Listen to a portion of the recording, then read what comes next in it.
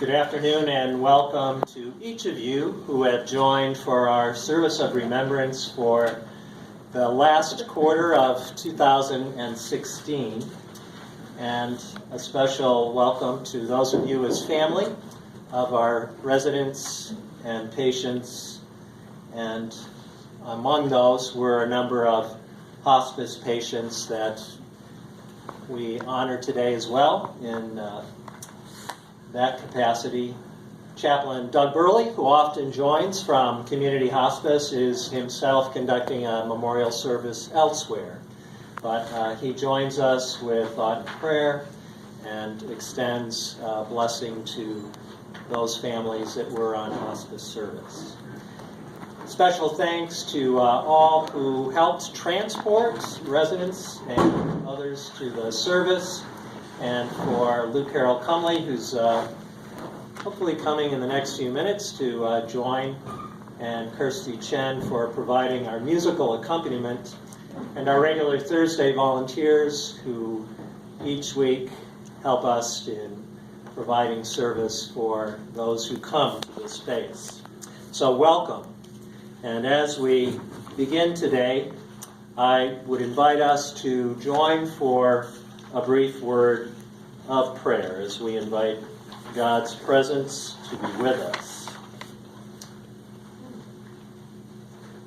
Eternal God, grant to us today your abiding and comforting presence.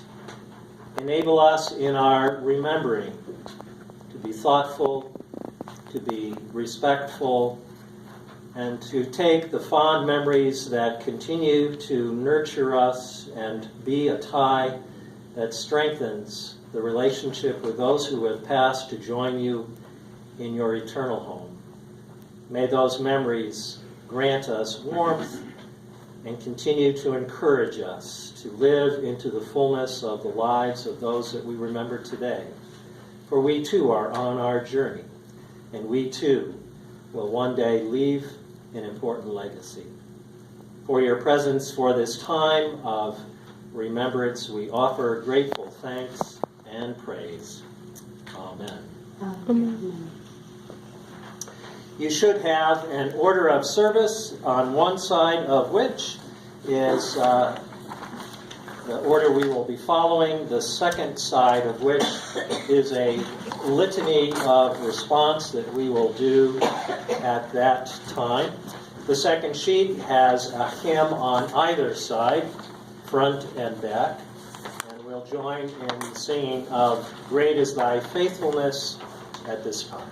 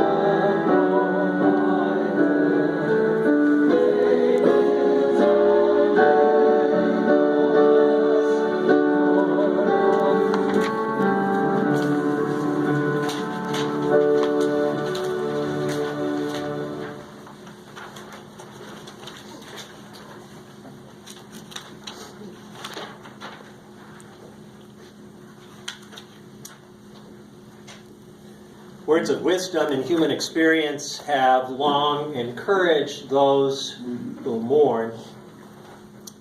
And we select for today two readings, one from the prophet Isaiah and one from the letter of James. Isaiah tells us, a voice says, "Cry out." And I said, "What shall I cry?"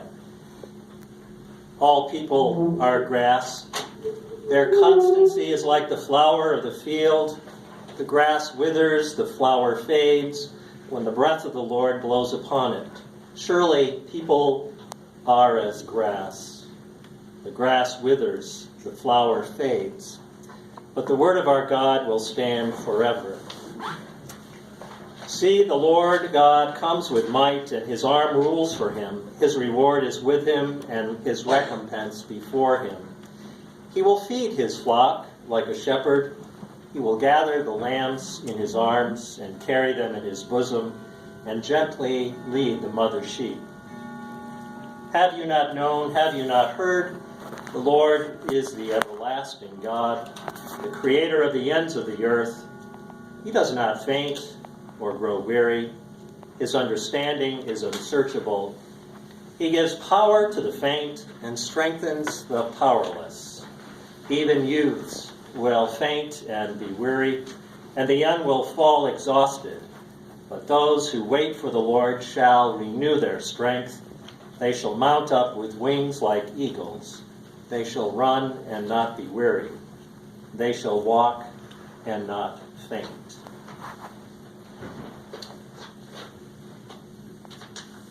The letter writer James reminds us as well of our mortality.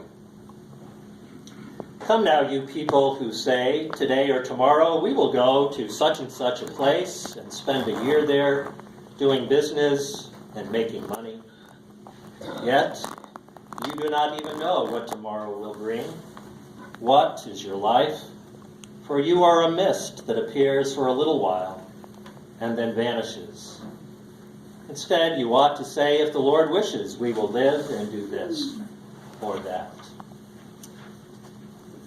May our hearing and reading of these words find a resting place in our human experience.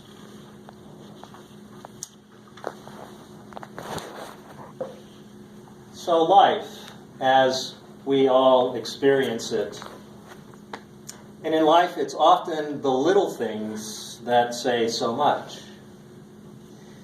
You may be familiar with a poem that has been around for a number of years, often read at funerals and memorial service, written by Linda Ellis. It's entitled "The Dash." The Dash. The poem reads as follows. I read of a man who stood to speak at the funeral of a friend. He referred to the dates on the tomb from the beginning to the end. He noted that first came the date of birth and spoke of the following date with tears.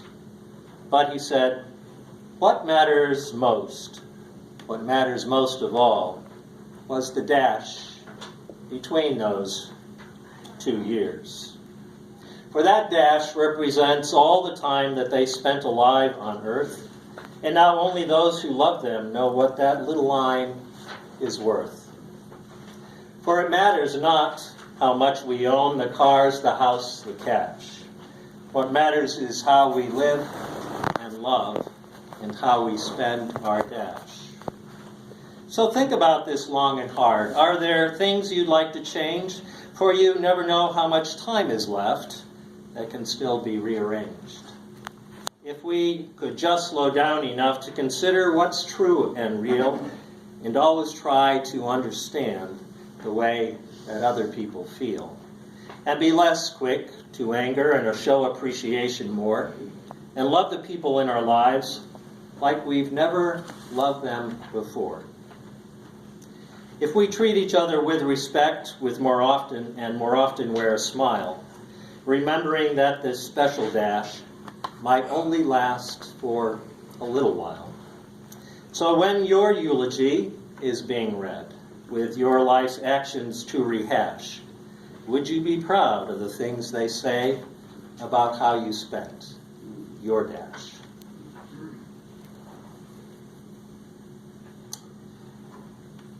The author of that, Linda Ellis, reflecting on what brought her to compose this, and then having done so to see the impact that it's had on people through any number of losses, deaths, funerals, services, tragedies, school shootings, and the like. She says, while it still amazes me, a simple poem I wrote during a lunch break forever changed my life. It all began when I faxed a copy of this poem to a syndicated radio show in Atlanta. And soon after receiving it, the host of the show read it on the air. I didn't know then that my entire future would be altered. Titled The Dash, these 36 lines have touched millions of lives and have literally taken on a life of their own by traveling all over the world. People are always asking me what in particular inspired me to write these words. I believe it was a combination of things that happened in her life. She relates one of those. Resonating in the back of the mind were the words from a letter which had been passed along in our office, written by the wife of an employee who was aware that she was dying. I was so moved by that letter that I saved a copy of it and continued to live by her words. The woman who was dying wrote, "Regrets? ? I have a few. Too much worrying. I worried about finding the right husband and having children, being on time, being late, and so on. It didn't matter. None of that ultimately mattered. It all worked out and would have been worked out without the worries and without the tears. I would have known then, if I had, what I know now, but I did, and so do you. We're all going to die, and that's the truth. So stop worrying, start loving, and start living." Linda says her words stuck with me. Her letter made me stop and think, this is it. This is all we get. Circumstances like this were the ingredients that led to her composing the hymn or the poem. She said, "I remembered where I was when I first truly realized the significance of this poem that I'd written. I was on a business trip in Minnesota in a hotel room alone. I received an emotional email thanking me for sharing the message from a student who had just heard it as part of a memorial gathering for the Columbine high school students." Linda Ellis says, "These words have changed attitudes and have changed the direction of lives. They have, in their own way, made a difference, a real difference. I know writing it changed my life. My word to you is live your dash. Live it." To add another perspective, not what it says about living, but what it says about the loved ones that we've lost. Because the dash refers to individual people, those we know well, those that we have loved. And what is most important about that fact is that those years that are symbolized by the dash represents how they lived, the lives they have touched, and the love that that dash contains that we have received. The person mentioned in the poem who does the eulogy, what that said, really is speaking to the beloved individuals and friends and loved ones that we are here to say goodbye to today. And they are extraordinary people, but also truly ordinary people who did extraordinary things, living extraordinary lives. In his novel, One More River, John Galsworthy, one of his characters named Dinny, reflects on the death and human dignity of a woman who was, by any human measure, not extraordinary in any outward way. He says this about her life: death, at its quietest and least harrowing, but yet death. The old universal anodyne, the common lot. In this bed where she had lain nightly for over 50 years, under the low, sagged ceiling, a great little old lady had passed away. Of what she called birth, of position, wealth, and power, she had none. No plumbing had come her way, no learning, and no fashion. She had borne children, nursed, fed, and washed them, sewn, cooked, and swept, eaten little, traveled not at all in her years, suffered much pain, never known the ease of luxury, but her back had been straight. Her ways straight as well, her eyes quiet and her manners gentle. If she were not the great lady, then who was? So much of life contained in the short line that is the dash is about the very simple but dignified way that greatness was lived in the lives of those that we will soon read. Nothing heroic, perhaps, nothing extraordinary, nothing to make the 6 o'clock news, but as the man who gave the eulogy in the poem records, what mattered most was how the dash was spent, the dignity in which their lives were lived, and the love that was shown and received. That's the crux of what we acknowledge and remember today. Yes, we remember the great accomplishments too, but these, with few exceptions, have been what changed and made us who we are. It's more likely the simple daily deeds faithfully done, the love-coded and unnoticed sacrifices, the unfailing loyalty and support in times of challenge and crisis. That's what speaks most powerfully and moving as we look back and remember.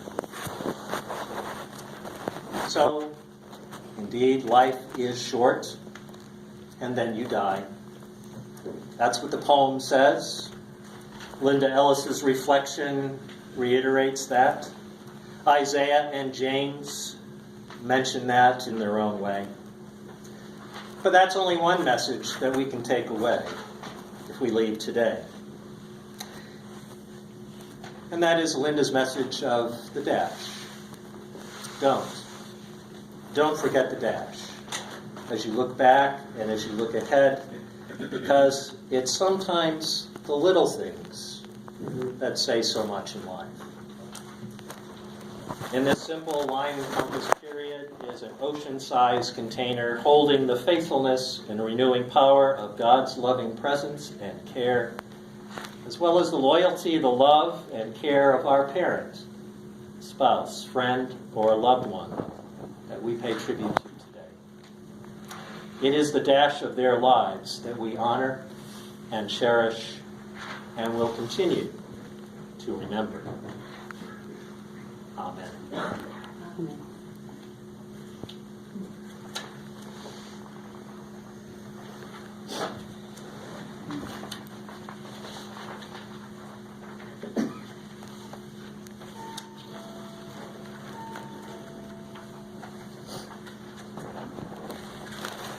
As we enter a time of prayerful reflection, there'll be a moment for silent prayer and reflection that I encourage you to think of the one that has brought you here today to this service of remembrance, that you hold that loved one in your own gaze of compassion and love, and consider how your life has been gifted through their living and through their giving.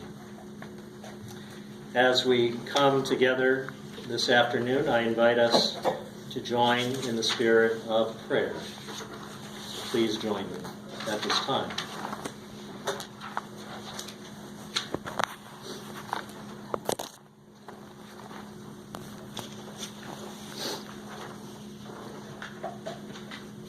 Gracious God, we give you thanks for the men and women who have lived as part of this community. We thank you for their lives, their accomplishments, their contributions, for the things that have made them who and what they are. We thank you that their example for us has provided a model that we can order our steps and live our dash with greater reflection, greater intention, greater gratitude. There are those in our midst in whom we have come to know well and those whom we knew scarcely at all. But we thank you for the days of life that you gave to each one. And in the midst of the loss that we have felt through the death of our loved one, may we continue to be touched by the memories that will sustain us. And may we find the courage to face the changes which life presents as we go on from here. Life is more than short and brutal and filled with sadness. For we have known comfort, we have known encouragement, we have been taught and provided with a living example of how a life well lived will enable us to live better in our lives in this world. So grant us today comfort and your presence, and enable us to continue to support and minister to all who mourn. For this we pray as we continue in prayerful silence.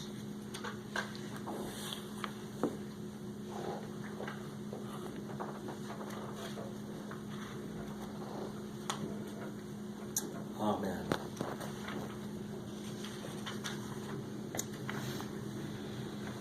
It is our tradition in this service to create a memorial bouquet, and today we're using colored carnations.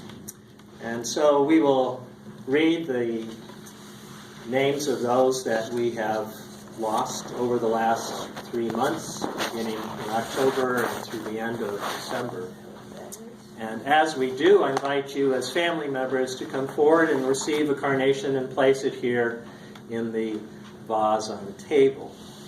You are welcome to take these, and there will be extras to those who may not be able to come to our service today. So feel free to do that in our time of refreshment afterwards. I'll invite Lou Carroll to join as we share our memories of those that we have lost here at Baptist Health.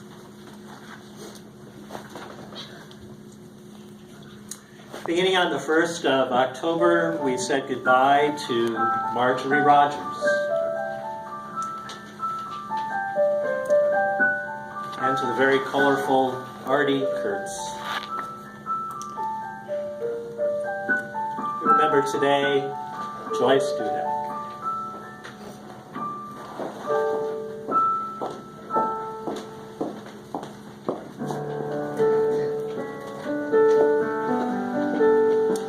We also remember Dwight Allen. You're up.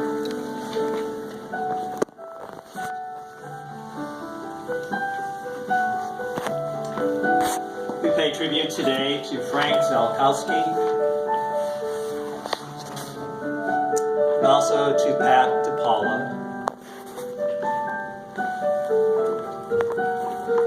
We say goodbye to Thelma Stearns.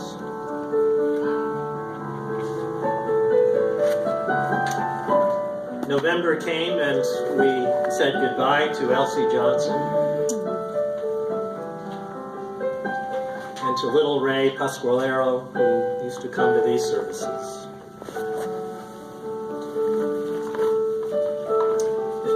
We remember this afternoon Sadie Allen. And also Harriet Hipla. And we remember Ray Freitas.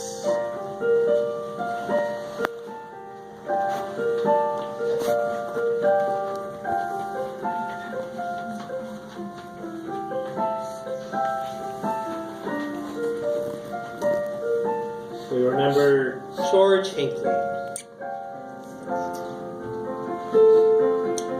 And we remember Vicki Elliott.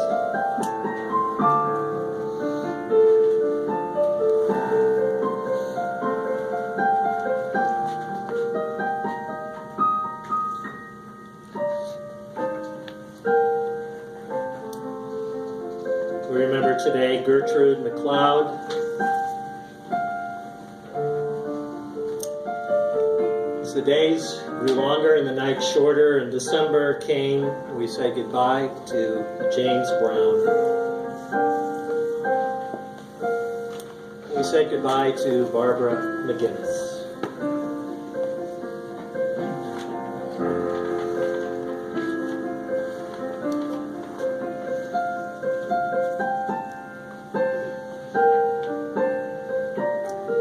We remember today Jane Fraley and Jane Vitek, two Janes who passed the same day. We remember this afternoon Andrew Ekblock. His wife was hoping to be here.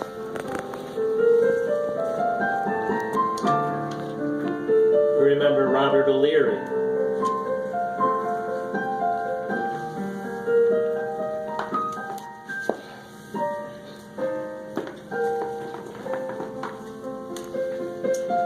We say goodbye today to Irene Hamill.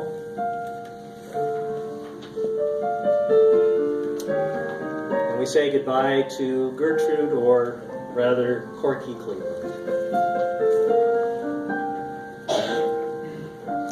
We remember Lois Fay and Teresa Romani.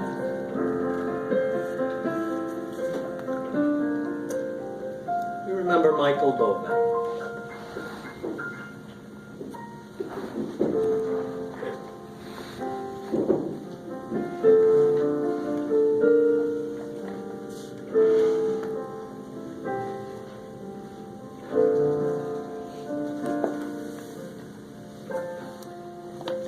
We also remember Rose Terrell.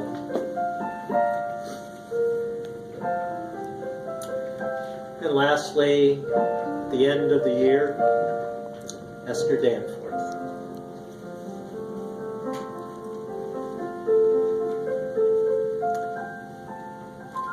That is the group that we remember from the last 3 months. They have been a part of our community. They have been a presence in our lives. We are better for who they were. And may our lives continue to reflect and impact those whom we love. I'd invite us at this time to take the litany of affirmation that is on the back of our order of service. And if you would read the part that says people.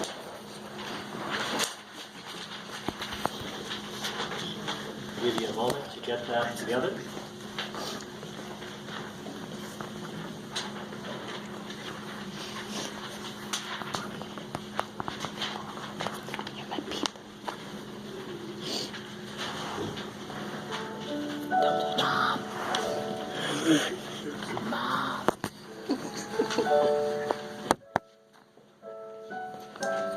Let us begin. These are the moments in life when we need the presence of others.